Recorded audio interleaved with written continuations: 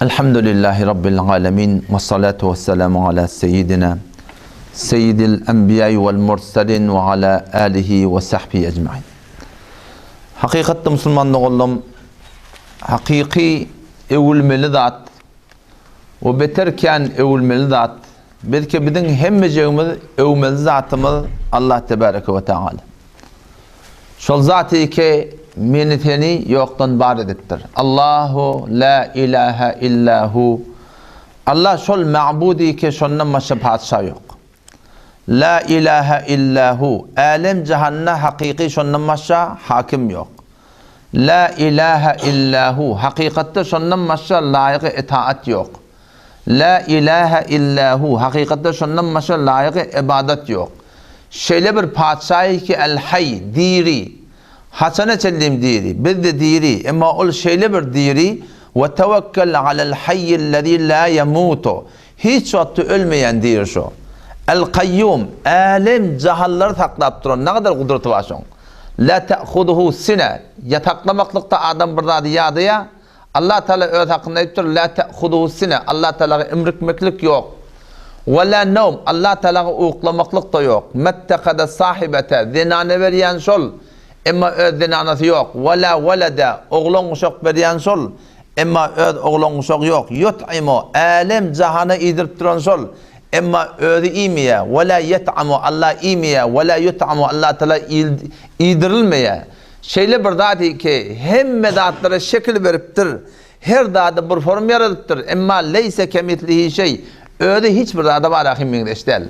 Vela misle lehu. Allah ki onun manında ne zat yok. وَلَا نِدَّ لَهُ Allah ki onun barabarına hiç kim durabilmeye. وَلَا شَرِيكَ لَهُ Zati ki onun şeriki yok. وَلَا وَزِيرَ لَهُ Zati ki onun veziri yok. وَلَا مُعِينَ لَهُ Allah ki onun hiçbir kömekçisi yok. Şöyle bir zati ki وَلَا يُحِيتُونَ بِهِ عِلْمًا Allah'ın ne yaparım nezirlerini akıllan fikirden ve hemden göğünde. مَنْ لَا تَرَاهُ الْعُيُونَ Gözler onu görebilmeye. Gözler yaradan sol. Görüyen gözleri yaradan sol, emma göz onu görebilmeye. Göz hemme da görüyor, emma ödünü görebilmeye. Göz Allah'ın hemme yaradanını görüyor, emma Allah'ın ödünü görebilmeye. Men la terahul uyun, Allah ki gözler onu görebilmeye. Ve la tuhalitu zunun, akıllan fikirden vehmden göğünde. Ve la yasiful vasifun, tarif et yerlerden burada tarif et ya, bir güne uyan, iki güne uyan. Allah Teala ne yaparım tarif edecek odan on anlatını yetip olacak ki. Ve la yakşed devair, alem cehennem bolup duran zatlar Allah Teala'nın korkulmaya. Ve la yakşed devair, alem cehennem bolup duran inqilabatlar Allah Teala'nın hiçbir farkına de. Şeyle bir ilmi var şon, şeyle bir ilmi var. Ya'lemu adede katril emtar, yerin yüzünden ne kadar yağın yağıyor. Adam Aleyhisselam'dan ta kıyamet sellim ne kadar yağın yağacak. Şu yağılan katralar neyse şunu biliyor. Ve metaqilel cibel dağlar ne kadar ağır. Şundan Huday Teala'nın haber var. Ve mekailel bihar deryalarda ne kadar litre sular var. Litrelep hitap etmedenken Allah Teala ve mekailel bihar şol deryanın da ne kadar su var şunu biliyor. Ya'lemu adede varakil aşcar yerin yüzünde ne kadar bağ var, bakça var. İran'ın odunda ne kadar cengel var. Kavun karfında da yaprak var. Avustralya'da, Kanada'da kulle alem cihanda ne kadar bağlar var. Ya'lemu adede varakil aşcar ne kadar bağların yaprakları var. Şol Allah'ın şeyde bir ilmi var. Şulardan haber var. La tuvari minhu sema'un sema'a. Yedigat asman ödün şundan batırıp takap bilmeye. Hem bağımın defedin görüyorlar. Emma bağım Allah Teala'nın didinden mane bolup bilmeye. Ve la ardun arda. Yedigat yer katta. Nehdeşin ağrın görüyorlar. Emma Huday Teala yedigat yer yedigat bolmakla bilen Allah Teala'nın didinden penhanla şeyle bir zati ki meneteni halakal insan insanı yaratıptır.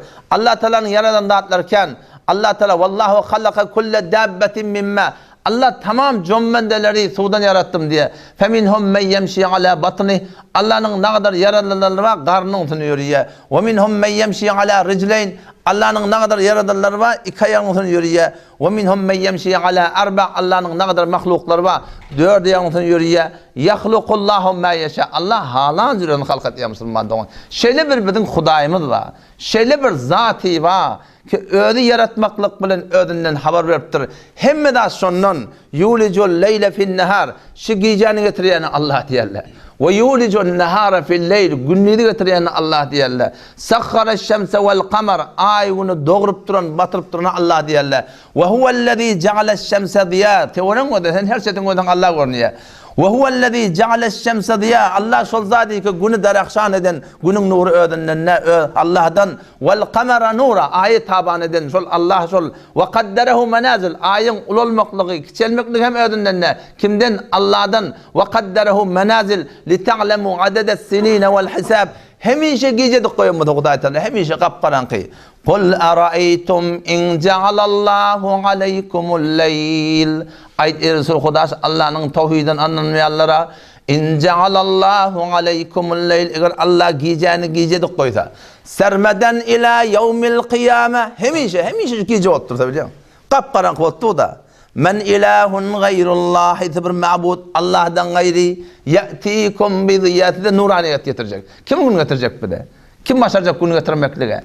Kul araytum in ja'alallahu aleykumun nahar ayet Resulü Huda Allah'ın tevhidini anlamayanlara eğer Allah günni dedik koyda sür günler tani penca derecet koytayı men ilahun gayrullahi ya'tikum bileyl haytı bir ma'bud Allah'dan gayri siz için gece getirecek geceyi ki sonra teskunune fi sonra aramış haslet yardım.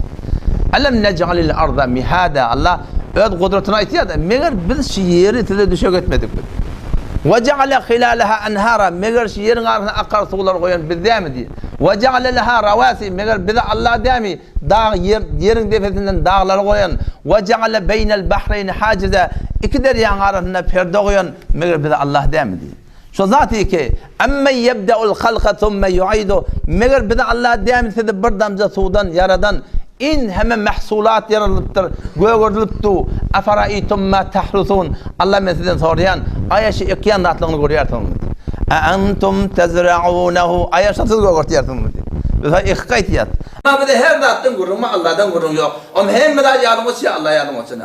Afaraitumul ma'allezî teşrabun. Ayatı şey, içiyansınız görüyorsunuz.